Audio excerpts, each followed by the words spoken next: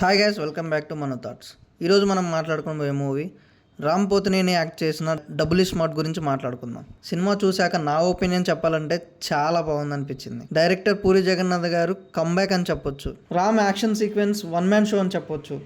Acting ఇచ్చి పడేశాడు, ఎక్కడ బోర్ కొట్టలేదు. ఫస్ట్ హాఫ్ కొంచెం పర్లేదు అనిపించింది. మణిశర్మ గారు మ్యూజిక్ అయితే మామూలుగా లేదు. బీజిఎం ఒక రేంజ్లో ఉందనిపించింది. హీరోయిన్ చాలా బాగా నటించింది. ఇంకా విలన్ సంజయ్ దత్ అయితే యాక్షన్ సీక్వెన్స్లో చాలా అంటే చాలా బాగా చేశారు.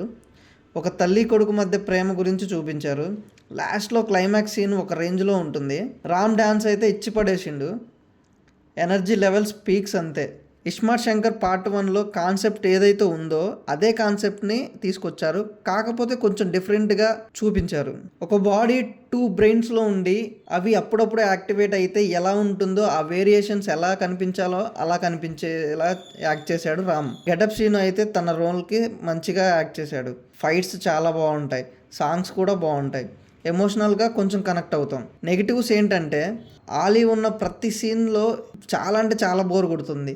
అసలు ఎందుకు పెట్టారా, పెట్టకపోయినా బాగుండేది అనిపించింది.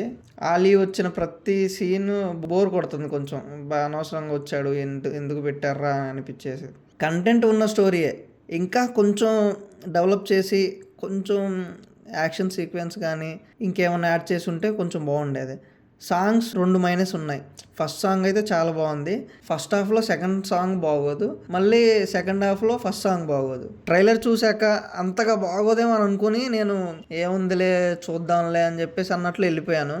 కానీ అలా లేదు, చాలా అంటే చాలా బాగా నచ్చింది సినిమా చూసిన తర్వాత. మళ్ళీ త్రిబుల్ స్మార్ట్ శంకర్ కూడా ఉండొచ్చేమో అని అనుకుంటున్నాను. లాస్ట్లో కొంచెం మళ్ళీ వస్తా అని చెప్పేసి ఒక డైలాగ్ ఉంటుంది రామ్ది. నేను అనుకుంటున్నాను, చూద్దాం వచ్చిద్దో రాదో. ఓవరాల్గా చెప్పాలంటే సినిమా గురించి చాలా బాగుంది. మీరు కూడా చూడని వాళ్ళు ఉంటే థియేటర్కి వెళ్ళి తప్పకుండా చూడండి. సినిమా చూస్తే మీకు ఎలా అనిపించిందో కింద కామెంట్ చేయండి. మరిన్ని టాపిక్స్ కోసం please subscribe to my channel.